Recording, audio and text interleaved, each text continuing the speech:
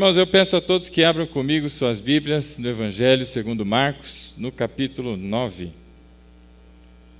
Marcos, capítulo 9. Quem achou, diga amém. Quem não achou, diga peraí. Estou operando. Obrigado. Marcos no capítulo 9. Amém, meus irmãos? Nós vamos fazer a leitura do verso 2 em diante. Assim diz a palavra do Senhor. 6 dias depois, Jesus tomou consigo Pedro, Tiago e João e os levou a um alto monte, onde ficaram a sós. Ali ele foi transfigurado diante deles. Suas roupas se tornaram brancas, de um branco resplandecente como nenhum lavandeiro no mundo seria capaz de branqueá-las. E apareceram diante deles Elias e Moisés, os quais conversavam com Jesus. E então Pedro disse a Jesus: Mestre, é bom estarmos aqui, façamos 3 tendas, uma para ti, uma para Moisés e uma para Elias. Mas ele não sabia o que dizer, pois estavam apavorados.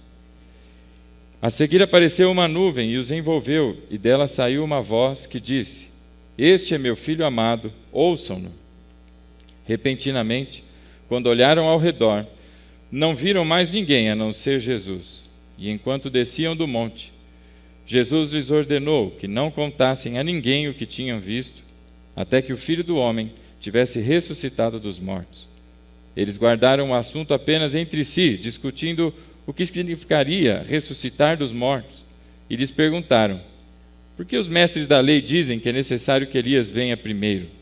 E respondeu Jesus: de fato, Elias vem primeiro e restaura todas as coisas. Então o que está escrito que é necessário que o Filho do Homem sofra muito e seja rejeitado com desprezo? Mas eu lhes digo, Elias já veio e fizeram com ele tudo o que quiseram, como está escrito a seu respeito.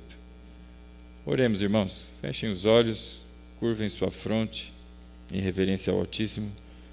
Pai, obrigado, Senhor, por essa noite. Obrigado por mais uma vez termos por privilégio, Pai, essa reunião, Senhor, pelos méritos de Cristo.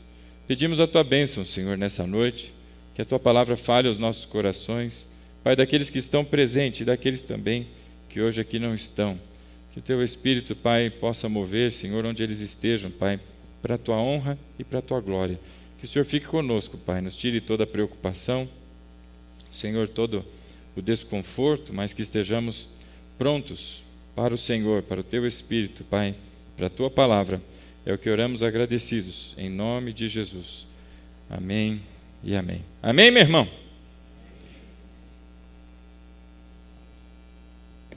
Glória a Deus. Há mais ou menos 2 semanas atrás, nós estávamos vendo, não é, o momento em que o povo juntou para si tesouros e fizeram então um bezerrinho de ouro, não é? E aquilo uma ofensa terrível contra o Senhor, a ponto de que pessoas daquele grupo foram então mortas, e na sequência Deus trouxe novamente a sua palavra, e diante da pregação e da verdadeira manifestação de Deus, houve ali humilhação, arrependimento, não é? E ali falava o texto da necessidade de um mediador, a necessidade que o povo tem, todos nós temos, de um mediador. E esse mediador não foi Moisés. Moisés era um tipo de Cristo, um tipo que haveria de vir, não é? Daquele que viria, o Senhor Jesus. E agora estamos aqui no capítulo 9 do Evangelho segundo Marcos, fazendo a leitura de um momento muito especial para Pedro, para Tiago e para João, que viram algo que marcou profundamente a vida daqueles homens, a ponto de mudarem a condução, não é, das suas vidas. E a partir aqui do verso 2, nós vemos que Jesus levou consigo Pedro, Tiago e João para um alto monte. A Bíblia não diz qual monte foi, há bastante especulação, inclusive, se é o Monte Sinai ou não, e eu penso que os irmãos entenderão o motivo dessa especulação. e ali Jesus passou alguns dias, não é? Foram pelo menos 6 dias que eles passaram naquele lugar. Então, verso 2: 6 dias depois, Jesus tomou consigo Pedro, Tiago e João e os levou a um monte alto, onde ficaram a sós. Lendo dessa maneira, não é? Talvez pareçam detalhes não muito relevantes desse momento da história. Mas se nós observássemos, não é, que durante a transfiguração algumas pessoas foram vistas ali junto com Jesus por Pedro, Tiago e João, nós começamos então a fazer alguns paralelos, não é? A começar que, da mesma maneira como Jesus foi rejeitado pelo povo de Israel, Moisés, que é um destes que aparece aqui também no momento da transfiguração, ele também foi rejeitado. Se você fosse comigo no discurso de Estevão, antes de ser apedrejado, na sua defesa, no momento em que ele fala com as pessoas, não é? Ele narra exatamente este momento em que o povo rejeita Moisés. E eu queria que você fosse comigo até o livro de Atos dos Apóstolos, no capítulo 7, que é esse trecho do pronunciamento de Estevão, não é? Antes de seu apedrejamento, antes de ser morto por apedrejamento. E no capítulo 7 de Atos dos Apóstolos, ali no verso 35, Estevão diz o seguinte: e este é o mesmo Moisés que tinham rejeitado com essas palavras. Quem o nomeou líder e juiz? Ele foi enviado pelo próprio Deus para ser líder e libertador deles, por meio do anjo que lhe tinha aparecido na sarça. E Estevão continua toda a sua exposição. Ele não negou a fé, ao contrário, ele narra para aquelas pessoas exatamente os acontecimentos e que Jesus é o Messias que haveria de vir e a sua fé está nele, baseada nele, e é por essa razão que ele é sentenciado, portanto, à morte. Da mesma maneira, meus irmãos, Elias, que também aparece na transfiguração, é um homem que também foi rejeitado.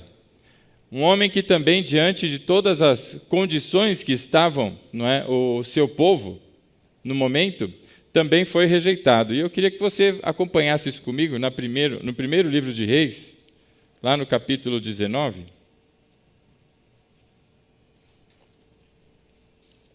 Primeiro de Reis, capítulo 19.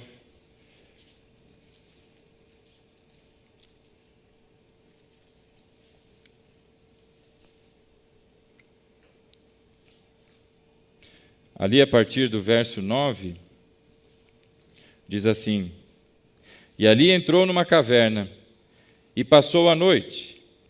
Essa caverna, meus irmãos, a Bíblia diz que é no Monte Horebe, também conhecido como Monte Sinai.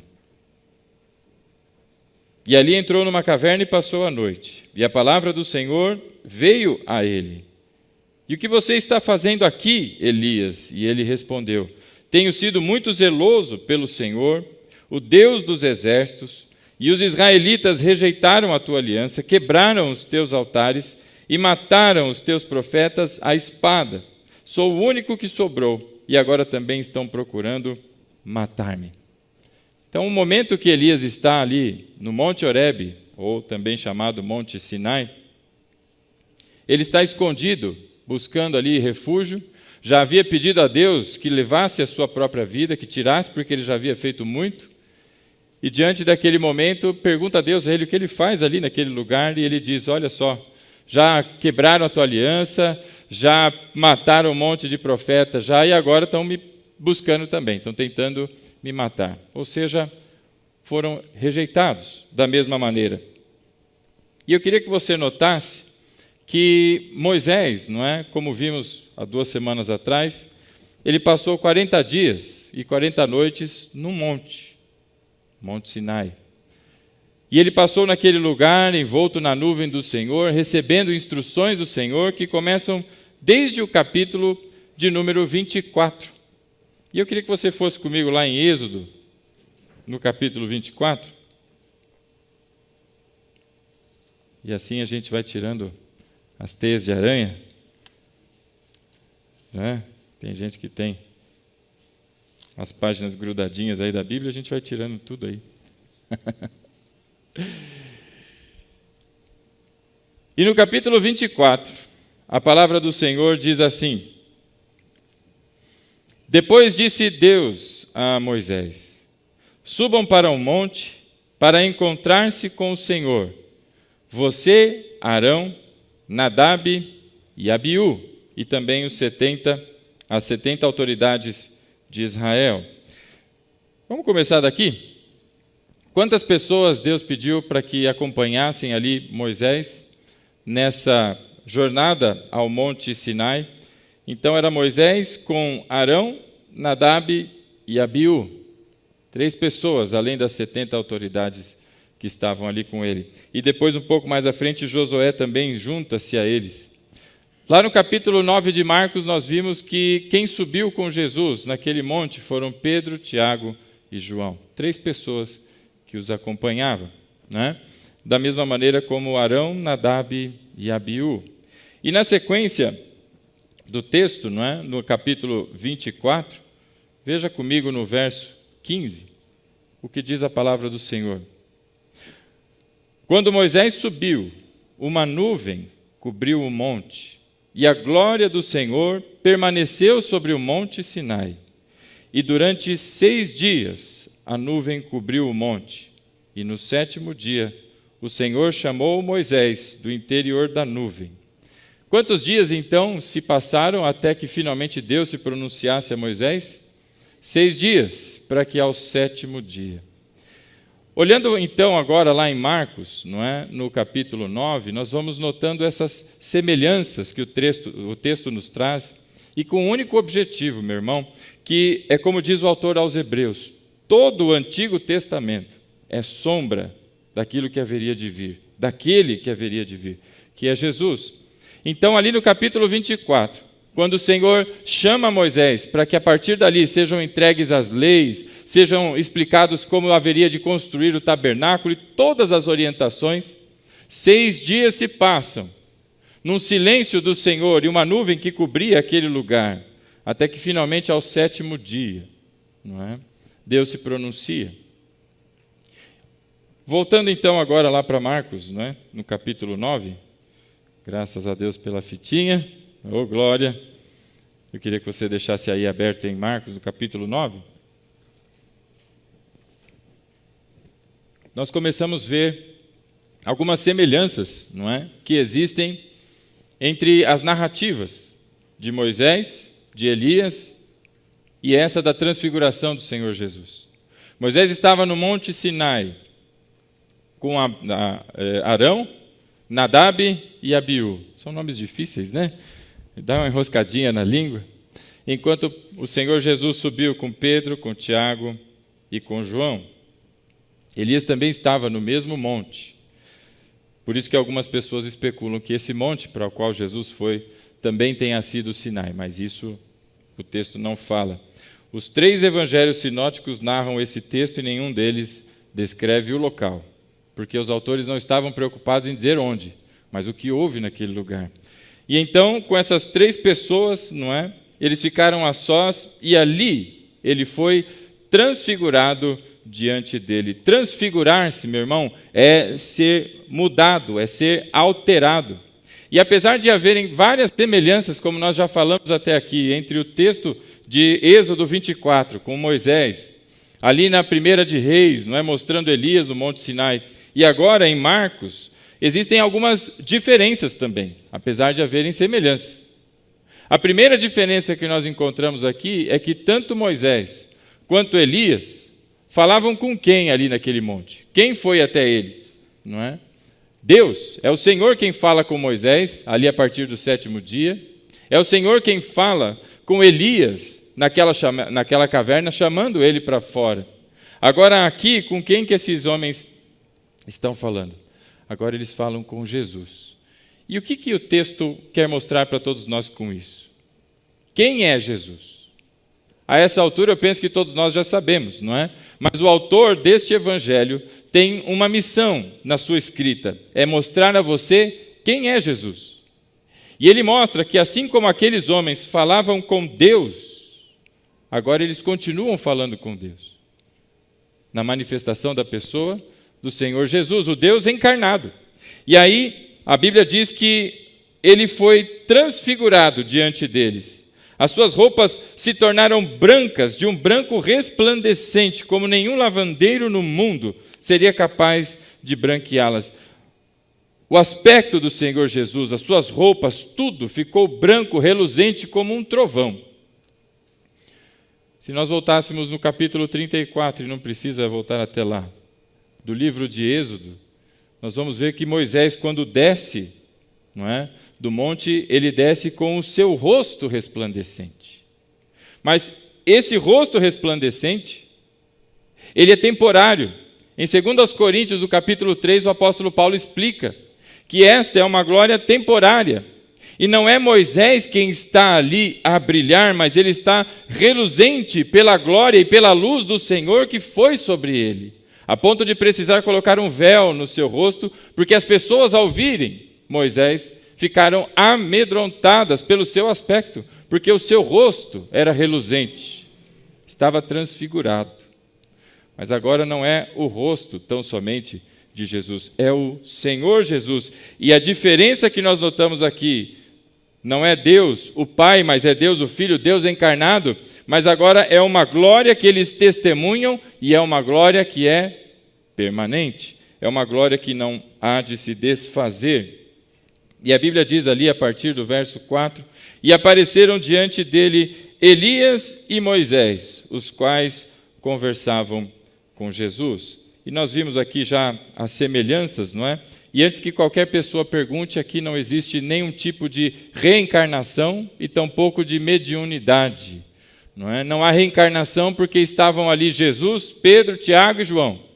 E apareceu ali Elias e Moisés. E que depois, na continuidade do texto, nós vimos que eles desaparecem da vista de todos. Então, não há reencarnação. Meu irmão, os kardecistas buscam aqui amparo para dizer que existe reencarnação e não existe. Da mesma maneira, buscam amparo para tratar da mediunidade, como se eles estivessem ali falando com aquelas pessoas, mas eles não falaram com ninguém a não ser com Jesus. Leia aí comigo o verso 4. E apareceram diante deles Elias e Moisés, os quais conversavam com Jesus, e tão somente com eles. Meu irmão, não é reencarnação, não é mediunidade, não é gente voltando à vida de maneira a como se houvesse ali vidas, não é, consecutivas na reencarnação, mas há soberania de Deus, e que de uma maneira em que nós simplesmente não entendemos, mas pela fé nós cremos, Deus manifesta ali a presença de Elias e de Moisés. E estão ali com ele falando com Jesus. Verso 5. E então Pedro disse a Jesus: Mestre, é bom estarmos aqui. Façamos 3 tendas, uma para ti, uma para Moisés e uma para Elias.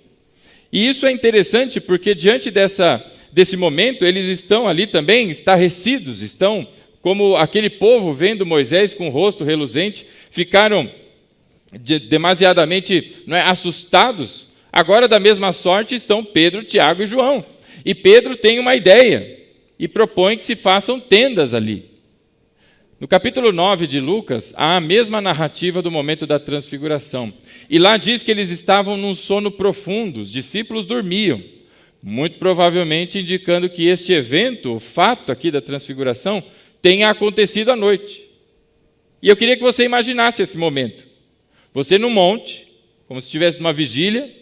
Quem já foi na vigília do monte? Quem já viu o graveto aceso? Ô, glória! Agora imagina que você está dormindo na vigília. Na vigília não, na vigília. Você dormiu. Lá no trabalho a gente costuma usar uma brincadeira de expressão que é dormiu no cinema, né? Tudo já aconteceu, aí a pessoa chega no final, mas e aí, como é que é tal coisa? Fala, acabou de explicar, você dormiu no cinema? Esses discípulos estavam dormindo, segundo o Evangelho de Lucas, o capítulo 9. Agora imagina você dormindo. Tem alguém que ronca aqui? Luiz ronca. Eita. Tio Dani? Bom, tem gente que, né? A minha esposa diz que eu ronco. Eu não acredito. Nunca ouvi. Eu também nunca ouvi. Mas imagina você lá, deitadão, na grama, na relva, não é com a pança para cima e de repente roncando. E aí você dá um cutucão em Pedro e fala, Pedro, para de roncar, meu. E você está lá dormindo e de repente você acorda, e quando você acorda, Jesus está reluzente, como se fosse um relâmpago, irmão. Não é um evento comum.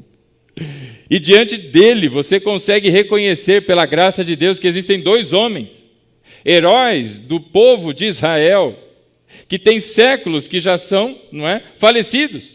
Diante dele está Elias e está Moisés, conversando com ele, e segundo Lucas, falavam acerca do momento ali da crucificação, da ressurreição. Imagina você acordar desse jeito. Se você acorda assim, nossa, que coisa normal, né? Passa a batata, né? Ou se você não também ficaria estarrecido, atemorizado diante de um evento como este. E aí Pedro, não é? Sempre como Pedro, como da outra vez que ele arranca a orelha de Malco, ele é afoito, ele se levanta e já, mestre, vamos fazer uma tenda, uma para o Senhor, uma para Moisés e outra para Elias. E ele vem todo eufórico, porque é assim Pedro, não é? Ele é sanguíneo, eu sei lá o nome psicológico, psicodélico que se dê, né? Essa reação e esse temperamento de Pedro, mas ele se levanta e ele mesmo percebe a bobagem que ele está dizendo. Porque quem foi transfigurado ali é Jesus, nem Moisés e nem Elias. Quem merecia uma tenda ali seria somente Jesus, e não as outras três. E por isso a continuidade do versículo diz, não é? Que no versículo 6, ele não sabia o que dizer, pois estavam todos apavorados. É mais ou menos quando você tenta fazer alguma coisa e na verdade sai uma groselha e você tenta resolver e aí eles ficaram quietinhos, não é? E por que ele fala de fazer uma tenda, meu irmão? Ora, onde Moisés se encontrava com o Senhor no monte? Na tenda? Na tenda da revelação, não é? Na tenda, também chamada tenda da congregação. Uma tenda. E ali ele sugere, Pedro sugere, vamos fazer uma tenda. Mas ele mesmo percebe, não é, as coisas que está falando. Ele fala, ele não sabia o que dizer, pois estavam apavorados. E dá para entender, não é? Esses dias eu estava dormindo, já dormindo. Eu não sei se fazia muito tempo que eu estava dormindo, mas de repente eu escutei um barulho. Eu olhei para o lado, eu já levantei no maior susto. Falei, o que foi? Aí ele, não, só caiu um negócio aqui. Eu falei, poxa, eita mesmo. Eita, vai dar susto em outro. E outro dia eu estava descendo as escadas lá de casa, né? Eu saio do meu quarto, tenho o quarto da minha filha, o quarto do meu filho, aí eu desço as escadinhas. Estava tudo escuro. E no último degrauzinho, o pé não foi lá muito firme, e eu estava de meia. E fez assim, para frente. E eu segurava um prato com talheres, né? Então, o prato ficou, mas os talheres voaram. Então, o barulho do meu pé batendo, o talher caindo. O meu filho levantou num tropeço. Pai, pelo amor de Deus, pai, você está bem? Eu fiquei até feliz de ver a reação dele, né? Assustado se eu estava bem, né? E assim acordaram esses discípulos naquela noite ou naquele momento de sono e olham para Jesus, não é? E aí, apavorados como eles estavam, a seguir, o pavor não para, não termina, não é? O verso 7 diz que aparece uma nuvem e os envolve. Você consegue perceber a semelhança das narrativas, não é? E essa nuvem envolve a todos eles. E dessa nuvem, não é? Sai uma voz que diz assim: este é meu filho amado, ouçam-no. E aqui segunda e última vez que nós ouvimos a voz do Deus Pai. A primeira ele se pronuncia no batismo de Jesus, dizendo, este é meu filho amado em quem me comprazo. E aqui mais uma vez, não é? Há uma indicação, este é meu filho amado. Não é Elias, não é Moisés, não é nenhum outro. É este, é Jesus, o meu filho amado. E essa expressão, este é meu filho amado, muito provavelmente vem lá do Salmo de número 2, e eu pediria a você que seguisse comigo lá para a leitura. É um salmo messiânico, não é? E que fala do rei. Salmo de número 2.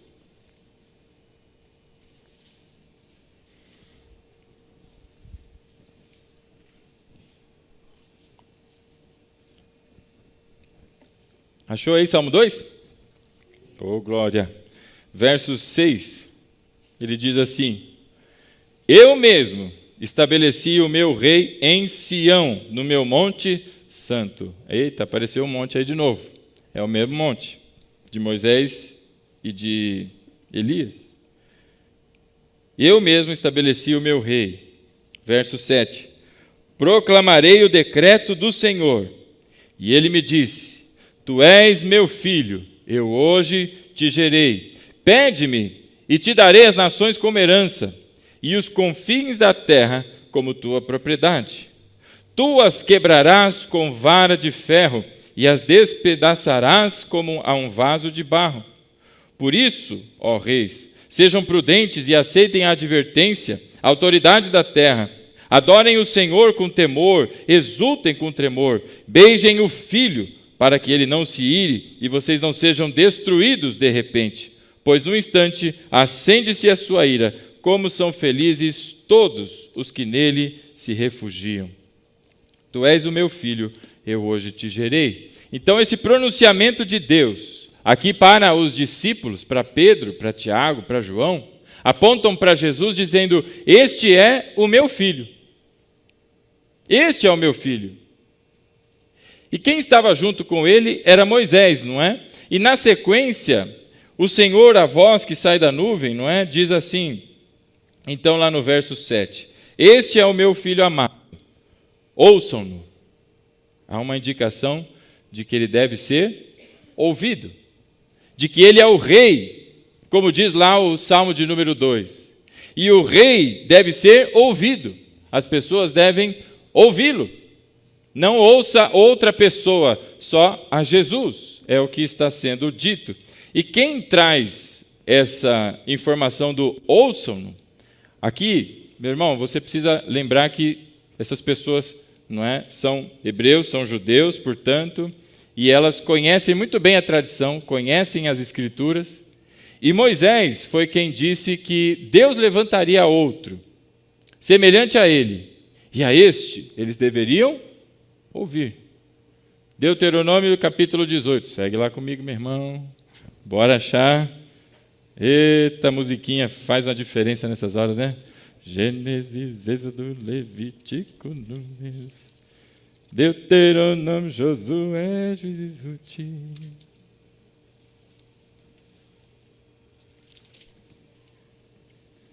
Achou aí?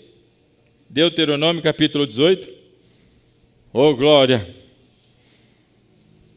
Eu creio que os irmãos, né, no fim do culto já vão sair, ó, com uma habilidade de localizar livros da Bíblia. Aleluia. Capítulo 18, olha só o que é que diz o verso 15. O Senhor, o seu Deus, levantará do meio dos seus próprios irmãos um profeta como eu. Ouçam-no. Um profeta como eu? Ouçam-no. O que Deus está dizendo aqui para aqueles homens, para Pedro, para Tiago e para João, é que aquilo que foi profetizado por Moisés, sendo este o primeiro profeta, está acontecendo ali diante dos olhos dele. É Jesus, aquele que Moisés profetizou que haveria de vir, está diante deles. Aquele a quem ele diz que seria semelhante a ele, que deveriam ouvir, Deus está dizendo: este é meu filho amado, ouçam-no. Então essas referências no contexto ali dos discípulos, não é? São muito bem compreendidas. E aí vem o verso de número 8, não é? E que é maravilhoso. E que deveria ser central na minha vida e na sua. Verso 8, repentinamente, quando olharam ao redor, não viram mais ninguém a não ser Jesus. E Jesus transfigurado. De repente olharam ao redor e não viram mais ninguém. Não tem Moisés e não tem Elias. E o que isso está mostrando? Que Jesus é maior do que todos eles. Que Jesus é aquele que haveria de vir. E ele é maior que o legislador Moisés. E é maior que o grande profeta e executor da lei, Elias. Todos passaram, mas Jesus permanece. Meus irmãos, isso é maravilhoso. Essa visão que eles têm, eles não enxergam mais nada, a não ser Jesus. E este primeiro trecho, dos versos de 2 a 8, aqui o evangelista Marcos está mostrando para todos nós quem é Jesus. Este é o Filho de Deus, o Deus encarnado, a quem estas pessoas, Elias e Moisés, que ouviram do monte, agora ouvem de Jesus, conversaram com Jesus. E Jesus transfigurado, como sendo um pedacinho da glória, não é? Que eles haveriam de ver. E se encerra esse primeiro quadro do texto que nós lemos, não é? Demonstrando quem é Jesus. E todo o Antigo Testamento começa a se demonstrar, não é? Não só na expressão que é sombra, mas eu espero que você tenha visto todas essas semelhanças até aqui.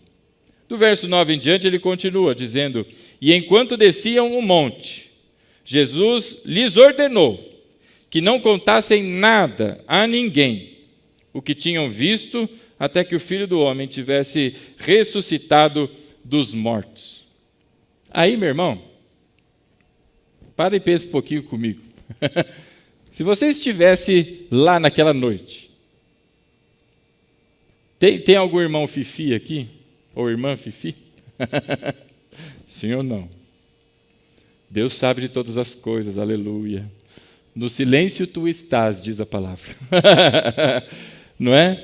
Imagina você, tendo visto, presenciado todas aquelas coisas. Você viu Jesus transfigurado, não é? Sendo a glória do Senhor manifestada nele, o Deus encarnado. Tendo visto ali Elias, Moisés conversando com o Senhor Jesus, um momento totalmente, não é, diferente e que preparava aqueles discípulos para o que haveria de acontecer, porque Jesus estava ali transfigurado, para que daqui a pouco, passado algum tempo, ele subisse de novo um monte, mas era outro monte. Agora o monte das caveiras, não é, o Gólgota, onde ele seria ali então crucificado. Então aqui ele estava transfigurado, na crucificação ele foi quase que desfigurado, para que 3 dias depois ele estivesse ressurreto, com o corpo glorificado. Então ali foi uma preparação para aqueles discípulos, e diante daqueles momentos maravilhosos, vendo tudo aquilo, não é? E que deixou todo mundo apavorado, e com razão, eu acho que eu ficaria também, não é? Jesus agora, depois de subir, começam a descer o monte. Verso 9, eles estão descendo agora, estão indo embora daquele lugar. E quando eles começam a descer, o Senhor Jesus diz assim: olha, aí não é para contar nada. Você não ia ficar com a coceira na língua para contar? Não ia querer chegar em casa e falar: nossa, vocês não sabem o que aconteceu. E Jesus falou: agora é o ministério do... Mas, diferente das outras vezes, quando Jesus diz: olha, não conte nada a ninguém, não fale nada sobre isso e coisas assim, Jesus agora ele dá um tempo para o silêncio. Olha aí comigo o verso 9 de novo. E enquanto desciam o monte, Jesus lhes ordenou que não contassem a ninguém o que tinham visto, até que o Filho do Homem tivesse ressuscitado dos mortos. Era até a ressurreição. O silêncio era temporário, até a ressurreição. A partir disso poderiam falar à vontade para todos, não é? E aqui os versos de 9 até o 13 vai responder para a gente o que é que Jesus veio fazer. De 2 a 8 mostrou que ele é Deus, é o Deus encarnado. E do 9 em diante vai mostrar o que é que ele veio fazer, não é? E a primeira ordem que Jesus dá é: não falem nada até que ele seja ressuscitado dos mortos. E para variar, não é? Não diferente, como das outras vezes, os discípulos não entenderam nada. E aí vem o verso 10. Eles guardaram o assunto apenas entre si, mantiveram o segredo, obedeceram, não é? E discutindo, o que será que significa ressuscitar dos mortos, né?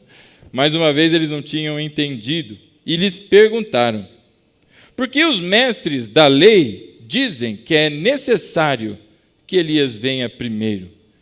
E aí essa é a pergunta que eles fazem, né? Por que é necessário que Elias venha primeiro? E de onde é que eles tiram essas questões que são colocadas agora diante de Jesus? Eles estão descendo depois de ver toda essa situação diante dos olhos deles, não é? Havia uma profecia de Daniel no capítulo 12, não é? No verso 2, e que trata de uma grande ressurreição. E essa grande ressurreição é no tempo ou nos tempos do fim. Se trata de algo escatológico que Daniel fala. Vá comigo lá em Daniel no capítulo 12, meu irmão.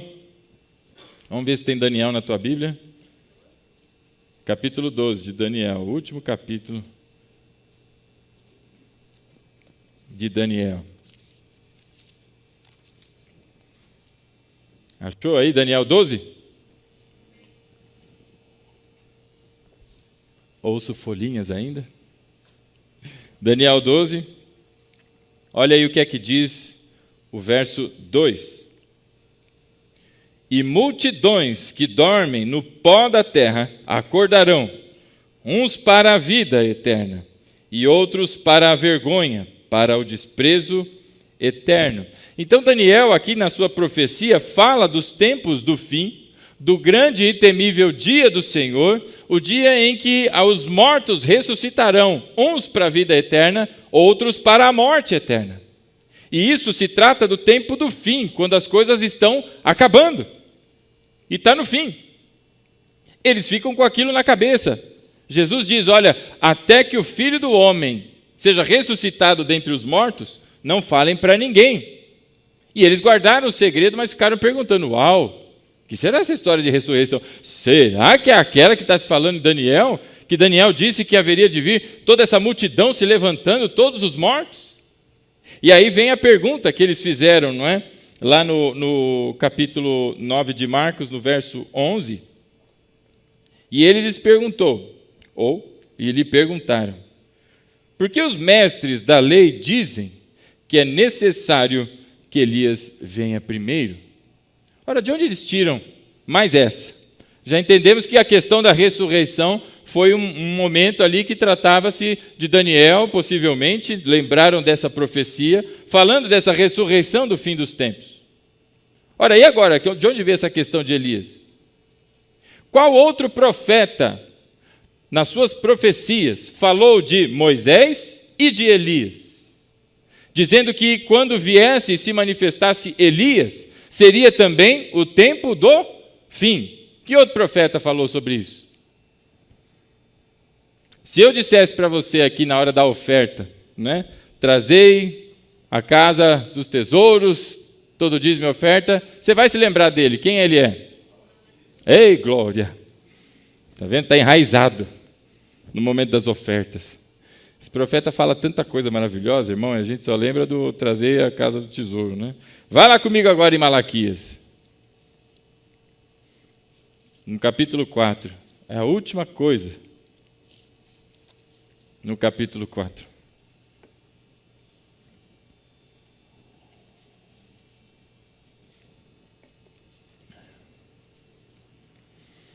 Achou aí, Malaquias?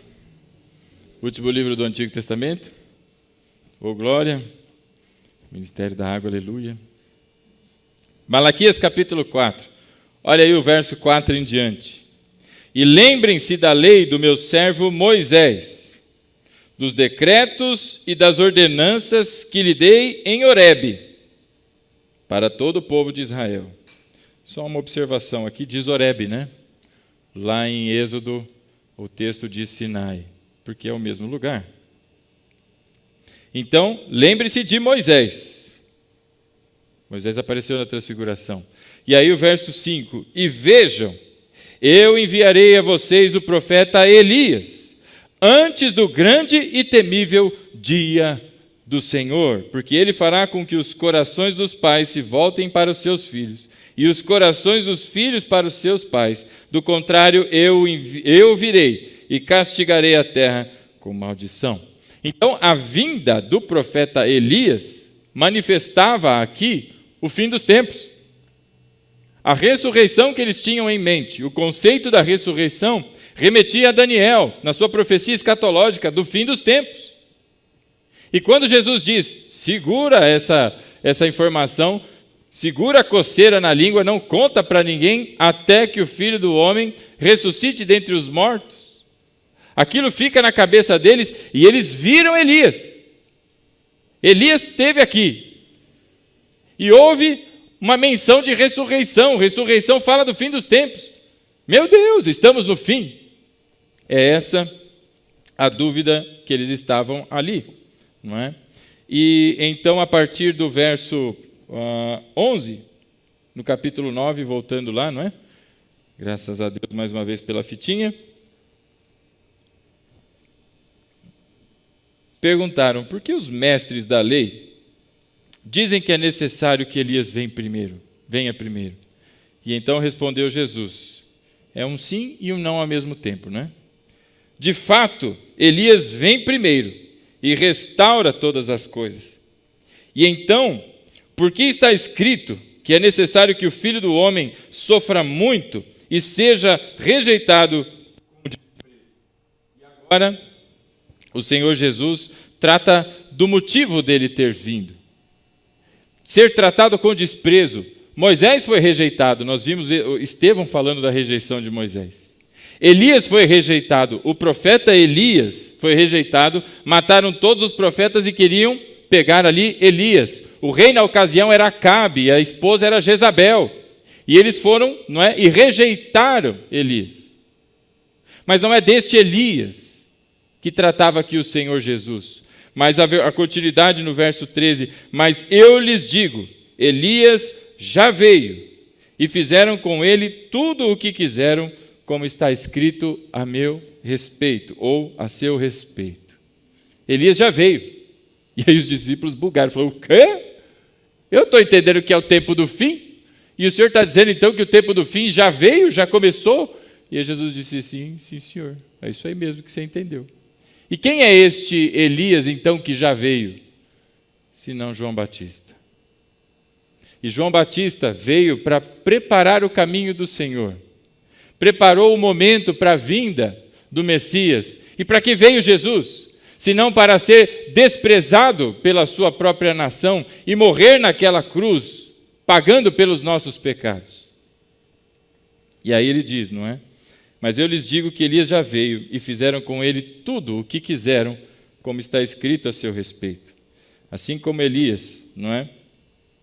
Foi rejeitado por Acabe e Jezabel, João Batista também foi rejeitado pelo povo e também pelo rei Herodes e a sua rainha Herodias, Herodizeia, Herodicreia, alguma coisa assim, não é? O nome da rainha. Herodias, né? Herodítides. É uma coisa por aí, irmão. Tem uma criatividade nos nomes assim fantástica. Herodítides. Amém. Mas tanto o rei quanto a rainha rejeitaram João Batista. E tudo aconteceu como estava escrito ao seu respeito. O motivo de Jesus ter vindo, meu irmão, era para que da mesma maneira fosse rejeitado. E o fruto de tudo isso gerasse a crucificação, que, como vai dizer o apóstolo Pedro, no seu primeiro discurso, que tudo aconteceu segundo a vontade de Deus. E Cristo foi crucificado, pagando pelos nossos pecados, e ressuscitando ao terceiro dia para a nossa justificação. E com isso agora o caminho é aberto, o caminho para todos nós, de nos reconciliarmos com Deus, o caminho do mediador, o verdadeiro mediador, não como Moisés que tentou e foi diante de Deus pedindo que Deus tirasse a sua própria vida, mas poupasse daquele povo. E Deus disse: não, o teu sacrifício não é válido, mas virá o mediador, alguém que é semelhante a você. A estes devem ouvir, aquele que é superior a Moisés. E este veio, é Jesus, e agora diante dos discípulos ele é transfigurado. A sua imagem, ela é toda, não é, clara e reluzente, como vai dizer o autor aos Hebreus, lá no capítulo 1, eu queria que você fosse comigo até lá. Capítulo 1 da Epístola aos Hebreus.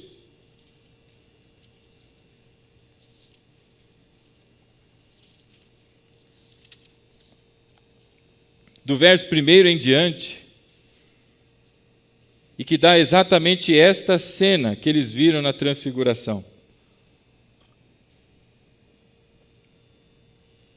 Capítulo 1 de Hebreus, do verso 1 em diante.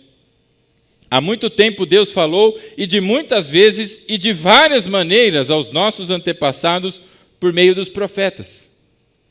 Desde o primeiro ao último profeta, desde Moisés até João Batista, o Elias que haveria de vir, todos foram rejeitados, inclusive Jesus, não é?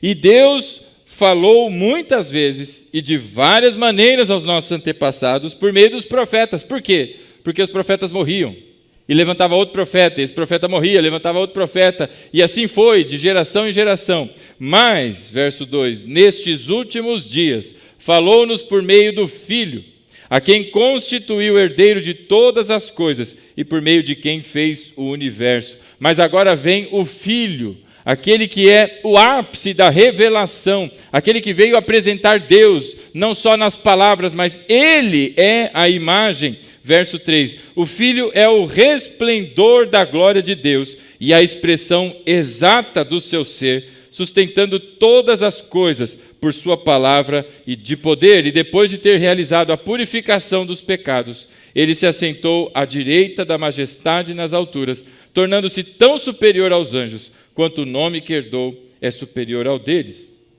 E agora Jesus, não é?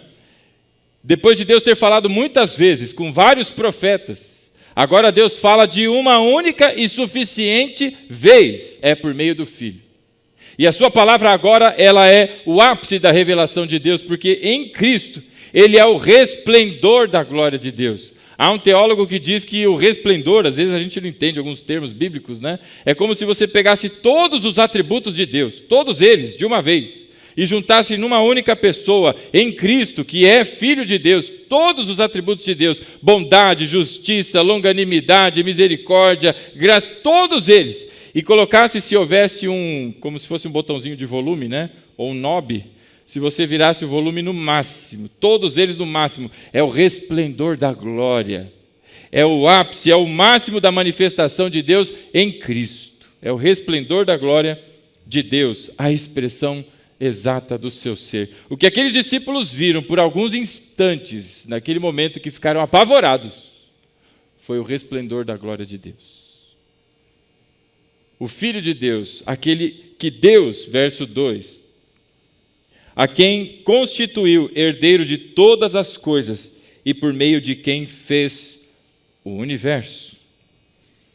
Este é aquele que estava diante deles. E Deus ali, através do Filho, mostra para aqueles homens, não é? Quem ele é, para Pedro, Tiago e João. É o Filho de Deus, o resplendor da sua glória, a expressão exata do seu ser. Você deve ter se lembrado daquele momento em que os discípulos falam para Jesus, né? Mestre, mostra-nos o Pai. E tomaram um tufo de Jesus. Daí falou, oh, Pai, mas até agora vocês estão comigo e ainda falam, mostra o Pai. Não é possível, né? É alguma coisa como que eu estou aqui. Olha para mim, quem vê a mim, vê o Pai. E depois de mostrar quem ele é, o Filho, este é meu Filho amado, ouçam-no. Não ouça mais ninguém, mas ouça a Cristo. Agora ele diz qual é o motivo de Jesus ter vindo, e o motivo de Jesus ter vindo era para morrer naquela cruz, para ser morto pelos pecados e ressuscitado ao terceiro dia. Como estava escrito, Tudo acontece exatamente segundo a vontade de Deus, segundo o decreto eterno do Pai, que se manifesta desde a eternidade nos dias de hoje. E aí a terceira coisa que eu queria que você observasse nesse texto em Marcos, no capítulo 9, é que, entendi quem é o Senhor Jesus, e entendi o que Ele veio fazer diante da transfiguração. Agora, o que eu tenho que fazer diante disso? O que eu tenho que fazer agora diante dessas verdades absolutas e manifestadas diante de 3 homens, Pedro, Tiago e João? O que eu tenho que fazer? Bom, a primeira coisa que nós devemos fazer, verso de número 7. Não é? A Bíblia diz assim: a seguir apareceu uma nuvem e os envolveu, e dela saiu uma voz que disse: este é o meu filho amado, ouçam-no. Meu irmão, aquilo que nós devemos fazer, todos nós, é ouvir Jesus. Os muçulmanos ouvem Maomé. Os budistas têm a sua figura messiânica, não é? Outras religiões vão tendo ali os seus.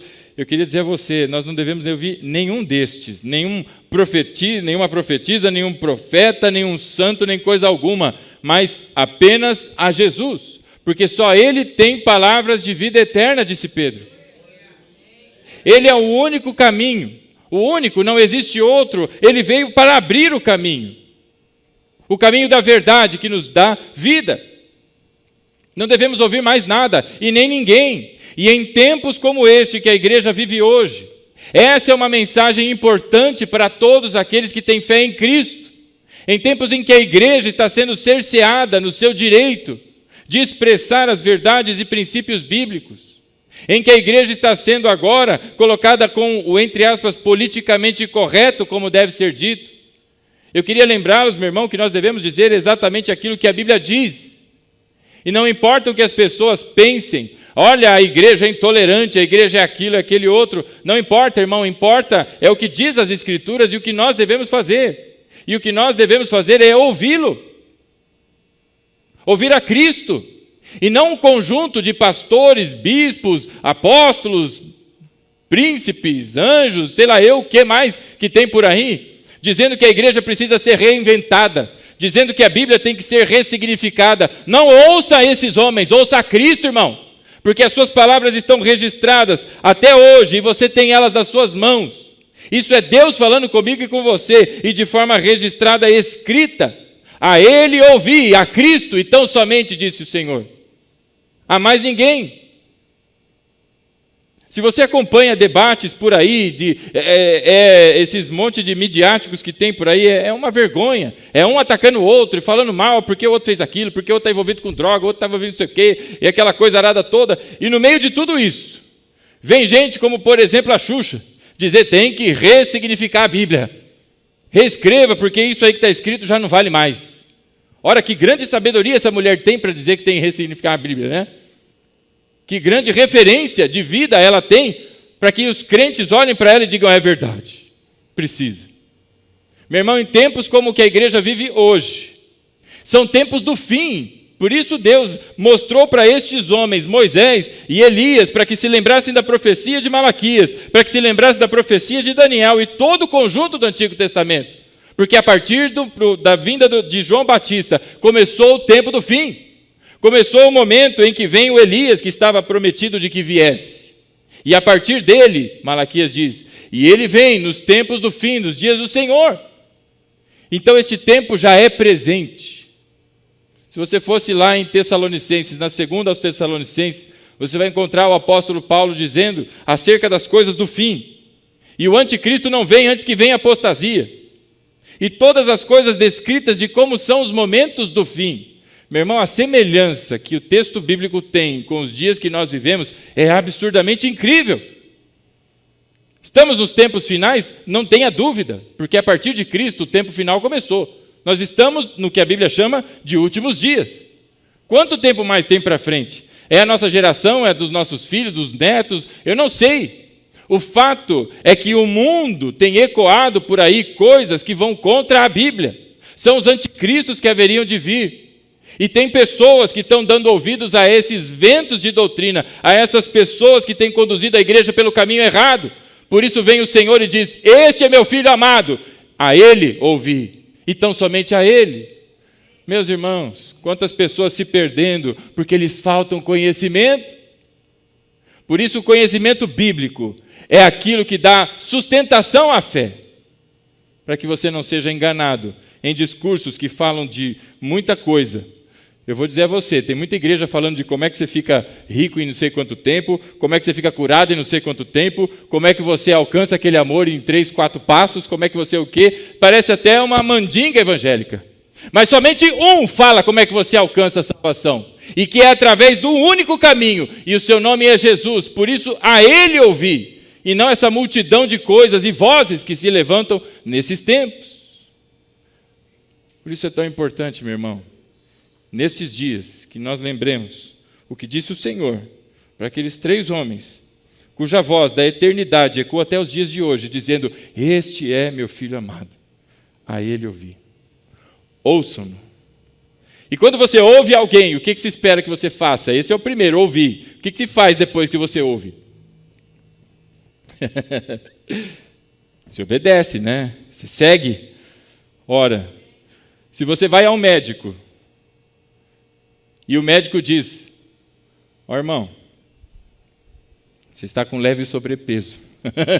Por isso que eu não vou ao médico, irmão, para não ouvir essas coisas. Para quê? Eu já sei. Vou ficar ouvindo de médico? Você está com sobrepeso. Então, você tem que deixar isso, deixar aquilo, e começar isso e começar aquele outro. E o que as pessoas fazem depois de irem ao médico? Hã? O que adiantou ter ido ao médico, então? A diferença é que o médico está te dando conselhos, recomendações médicas. Agora o filho amado, este é o Rei Todo-Poderoso. Você se lembra do Salmo do capítulo 2? O 2º Salmo. Este é o Rei que governa com cetro de ferro, irmão. Ele não dá recomendações, ele dá ordens. E aquele a quem o Rei dá ordens, não é? Os seus súditos, a ele ouvir. Então, se você ouviu, segue, porque é o Rei que está mandando.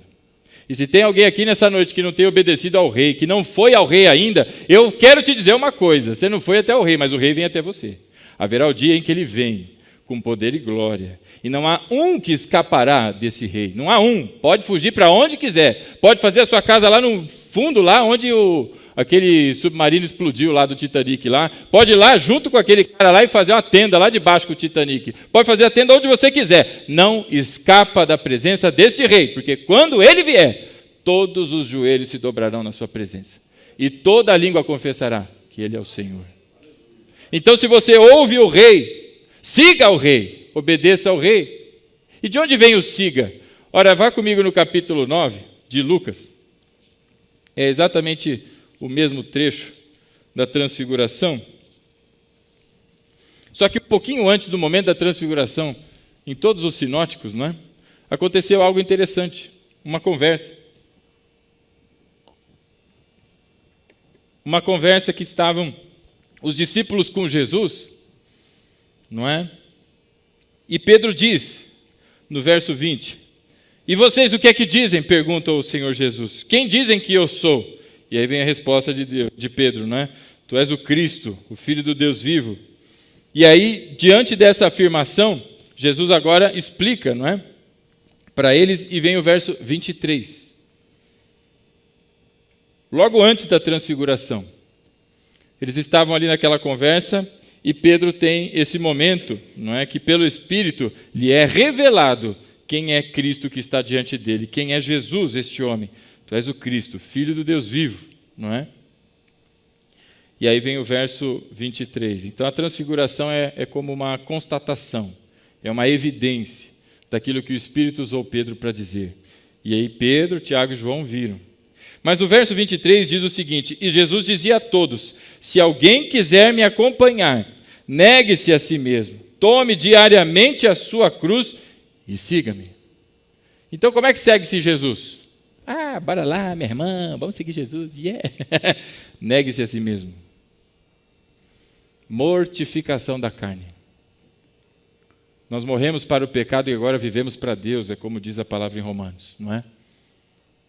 Se você ouviu o Rei, agora você segue. Tome a cada dia a sua cruz, negando as suas vontades e os seus desejos carnais, porque isso já não compete para nenhum de nós, porque fomos regenerados em Cristo, e não por uma semente perecível, mas por uma semente que ela é permanente, eterna. Agora, meu irmão, a gente deve segui-lo. Se você ouviu, você segue e segue a Jesus. Lembrando que quem não está afim de seguir, quem não está afim de ouvir, quem não quer ir até o Rei, não tem problema, porque ele vem. E quando ele vier, a conversa é diferente. Lembra de Daniel? Haverá ressurreição, uns para a vida e outros para a morte. Então você ouve e você segue. E a terceira coisa, pastor, que nós devemos fazer? Lá em Marcos, no capítulo 9, volta lá comigo. Tão gostoso ouvir os barulhinhos das folhinhas. Capítulo 9 de Marcos. Eu queria que você lesse comigo o versículo 9.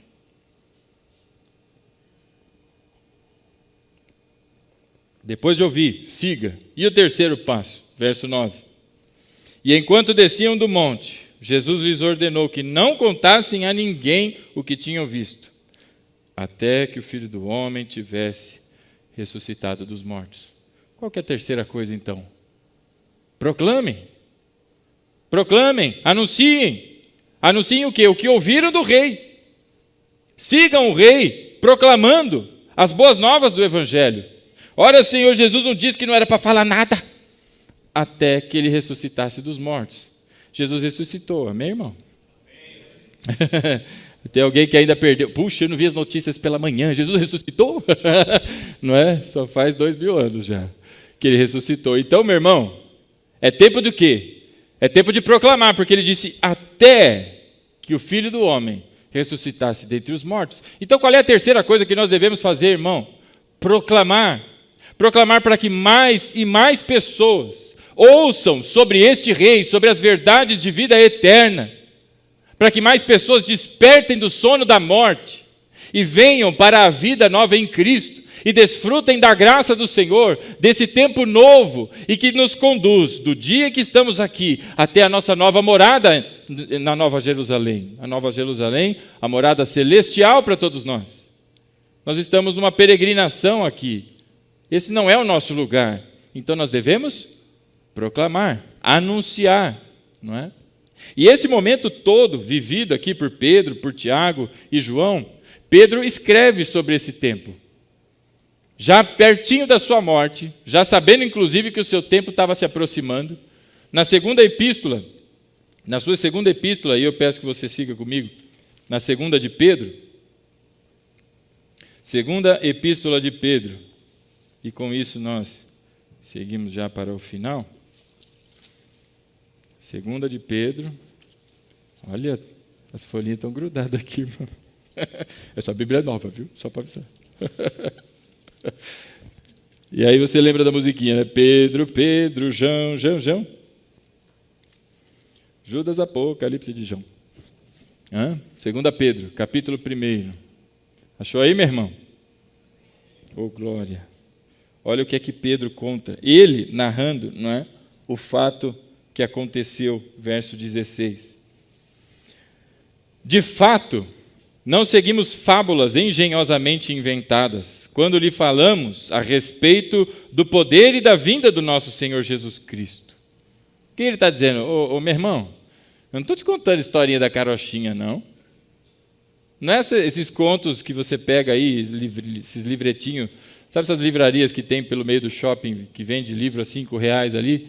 Aí tem a história do esquilo investidor, a história da minhoca frita, não sei o quê. Eu não estou te contando a história da carochinha, Pedro diz.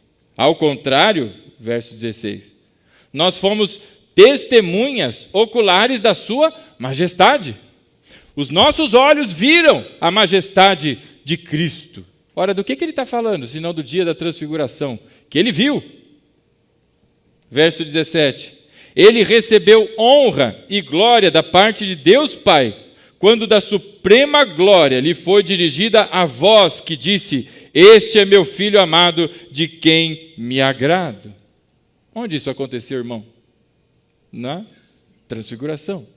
Então Pedro está narrando aqui, não é, que tudo isso não é história da carochinha, mas ele viu, ele é testemunha ocular. E aí ele continua, verso 18.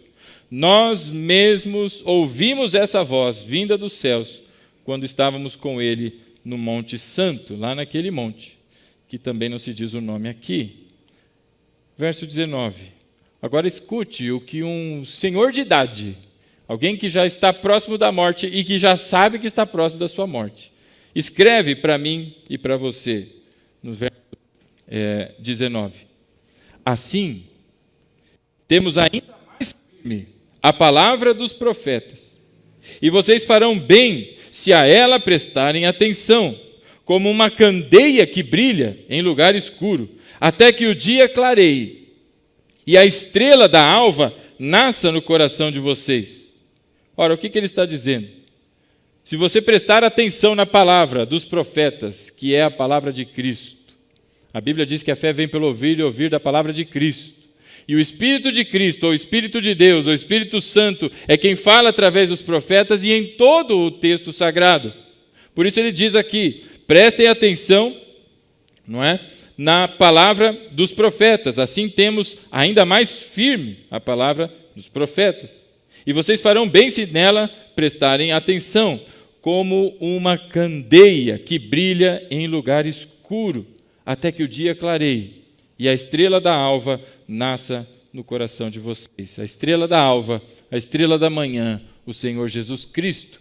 Então nós estamos como que em dias escuros, como uma candeia, como uma luzinha acesa, a luz do Senhor que brilha em nós, assim como ficou brilhante o rosto de Moisés, e que era temporário, como o sol batendo na lua, e a lua fica ali brilhando até que a terra entra no meio e atrapalha a coisa e ele não brilha mais, não é?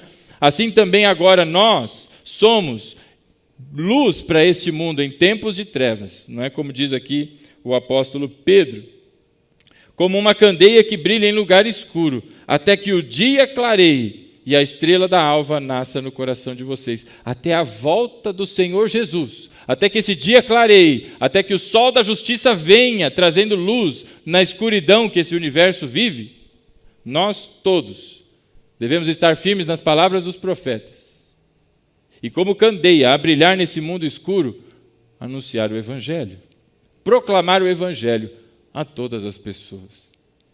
Meu irmão, não tem que ter vergonhinha, não. Não tem que ter medinho, não. Porque o Senhor é aquele que brilha através de nós. Você não sabe o que dizer? Não se preocupe, porque o Espírito colocará as palavras que você deve usar. Mas proclame. Se você ouviu o rei, siga-o. E o seguir envolve proclamar, porque ele já ressuscitou dos mortos. E ele já comissionou a sua igreja.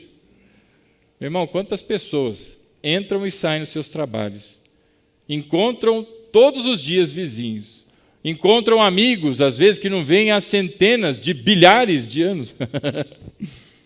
E aí quando chega, tudo bem, como é que tá? Nossa, você ficou velho, hein? Irmão, isso aqui, vai embora, tchau, obrigado. Meu irmão, a Bíblia diz que nós devemos aproveitar cada uma das oportunidades que a gente tem. Aí alguém pode dizer, isso é coisa de fanático. E eu digo a você, quanto tempo você tem? Alguém sabe dizer quanto tempo mais tem? Quem sabe eu tenho medo. A Bíblia diz que o amanhã pertence. Se eu não sei quanto tempo mais eu tenho, quanto tempo eu tenho? Não tenho nenhum, eu tenho agora. E o agora é o tempo que Deus me deu, para não só viver a minha vida, viver com a minha família, cumprir com as minhas obrigações, não é?